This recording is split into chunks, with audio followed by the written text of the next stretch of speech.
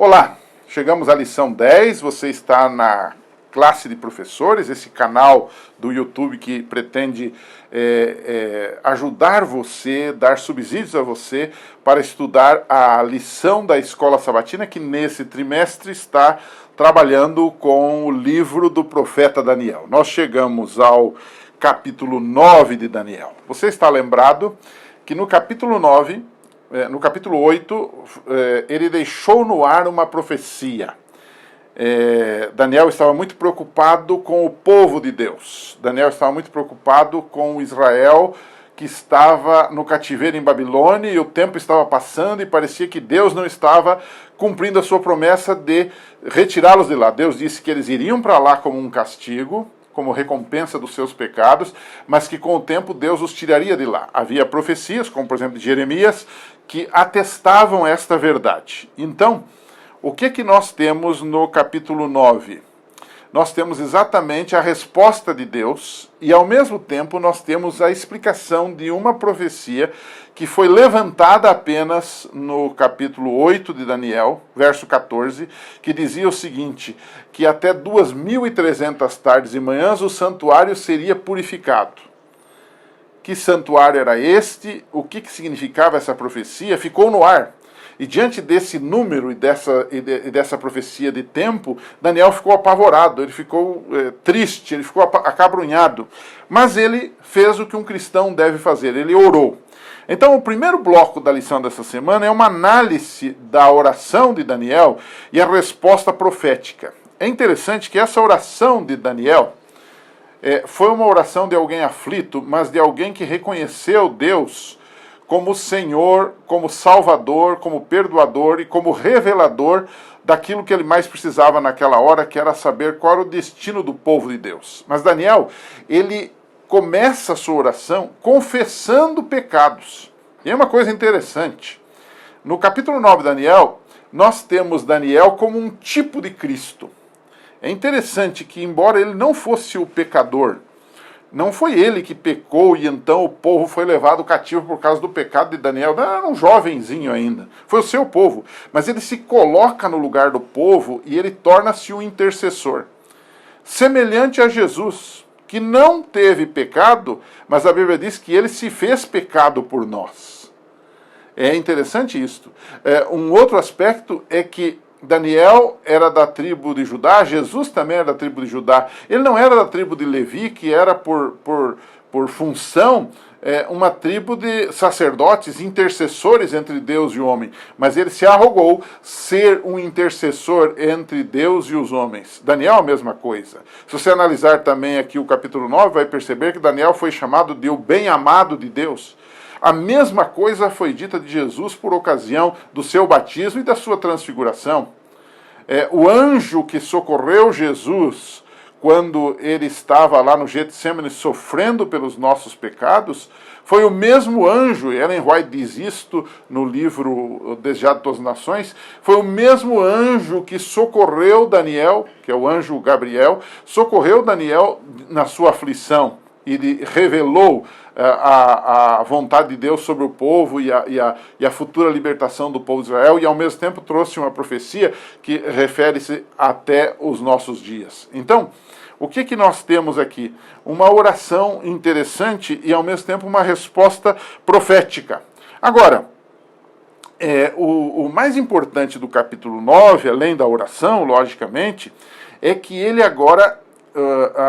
o anjo destrincha a profecia de Daniel 8,14. Ele diz assim, até 2.300 tardes e manhãs o santuário será purificado.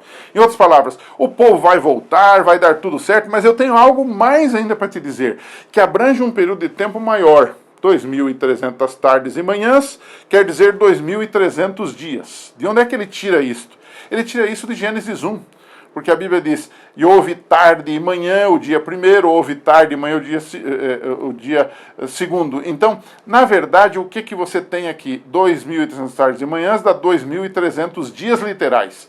2.300 dias literais em profecia são convertidos em 2.300 anos. Então aí você vai ver daqui a pouquinho, vai aparecer na sua tela um quadro. E neste quadro você vai perceber que essa profecia dos 2.300 anos, no capítulo 9, nos versos 25 e 26, 24 e 25, ele diz que começa essa profecia com uma ordem, a ordem para reconstruir Jerusalém. A preocupação de Daniel era se o povo ia voltar da Babilônia para Jerusalém. E ele disse sim. Então você entenda que a partir desse momento que eles voltarem, você começa a contar essa profecia. Foi isso que o anjo disse para ele. Sabe e entende, desde a ordem, capítulo 9, versos 24 e 25, para restaurar o Jerusalém, né? As ruas vão se reedificar, as tranqueiras vão se reedificar. É isso que ele está dizendo. Então, que data foi essa? A data que nós temos foi o outono de 457 a.C. E ele, então, assinala o início da reconstrução definitiva de Jerusalém. Que, embora nós temos um decreto anterior a este, mas este foi o definitivo, foi o mais amplo, foi o mais claro, foi o mais evidente decreto, que foi o decreto do rei Artaxerxes. Então, nós temos 457 a.C., e então o texto continua no capítulo 9, você vai ler depois, eu apenas estou dando uma ideia geral. Ele diz assim, há 70 semanas que estão dentro desse período. Ele diz assim, 70 semanas estão determinadas sobre o teu povo. A primeira parte da profecia é se cumprir com o povo de Israel, o povo de Deus daquele momento. Diz assim, você vai ver que essas 70 semanas estão determinadas sobre o teu povo, porque elas estão cortadas. É como se você tivesse uma pizza 2.300 anos. Tá? E você tira dessa pizza uma fatia de 70 semanas, que são 490 dias, que na verdade são 490 anos. Então é simples, se você tomar o ano 457 e deduzir dali 490 anos, você vai chegar no ano 34 depois de Cristo. Então você tem, e ele fala, mas nesse meio tempo haveria o quê? Haveria todo um trabalho de reconstrução, depois chegaria no Messias, o príncipe, que é Jesus, então chegou até o nascimento de Jesus, chegou ao batismo de Jesus, quando ele fez um concerto com muitos no ano 27, chegaria a sua morte, a Bíblia diz ali no Daniel 9 que o Messias seria retirado, então chegou ao ano 31, e ele diz assim, e então vai fechar as 70 semanas, e na profecia vai fechar no ano 34, com o apedrejamento de Estevão, e quando a mensagem do Evangelho deixou de ter prioridade para os judeus e passou a ser uma prioridade para o não só para os judeus, mas para o mundo todo. Porque até então, o próprio Jesus, os próprios apóstolos ficaram pregando aos judeus para tentar convertê-los ao cristianismo, para levá-los a aceitar o Messias. Então você tem aqui 490 anos determinados sobre o teu povo. Mas a profecia não falava só de 490 anos, falava de 2.300 anos. Então, se você olhar o quadro que está aí, você vai perceber uma linha. Você chega ao ano 34, deu 490 anos, mas ainda faltam 1.810 anos. E se você somar 1.810 anos com 34, você vai chegar a quanto? A 1.844. Nós, adventistas, entendemos que essa data de 1844 é uma data significativa, porque ela assinala o dia da expiação, ou o início do dia do juízo no santuário celestial. À semelhança do santuário da terra, que uma vez ao ano fazia o seu dia da expiação, para purificar o santuário dos pecados que simbolicamente eram acumulados naquele santuário durante o ano todo, o santuário celestial também tem a sua purificação, e Jesus inicia em 1854 a purificação desse santuário, o que vai finalmente terminar quando ele voltar, quando a porta da graça se fecha, e então temos a implantação do reino de Deus. Enfim, esta é a profecia que Daniel teve a revelação através da oração. Bem, essa é a parte mais técnica, é a parte mais difícil, mas vamos para uma parte mais fácil e mais prática disso, para a gente poder aplicar na nossa unidade da escola sabatina.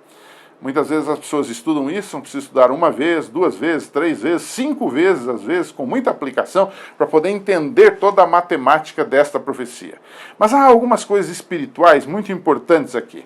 A primeira delas, que eu retiro daqui, é a importância de unir oração com o estudo da Bíblia.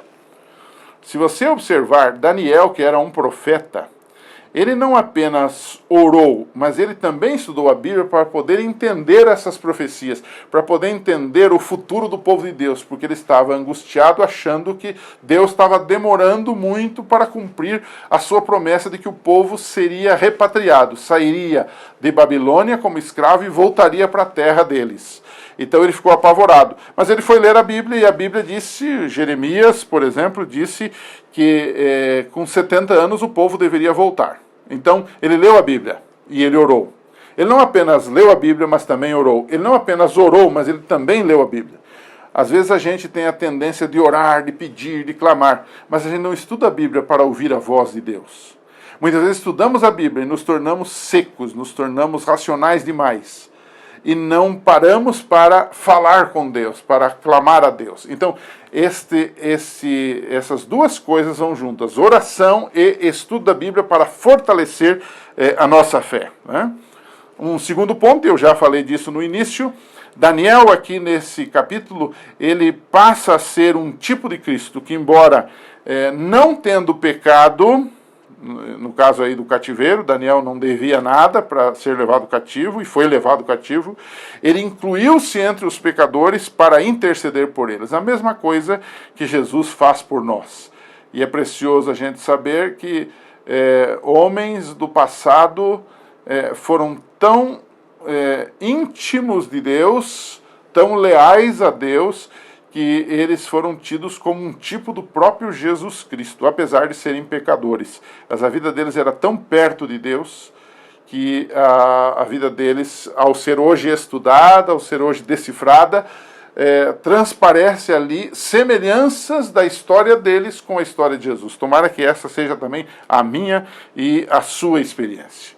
E por último, Deus é o Deus do tempo certo.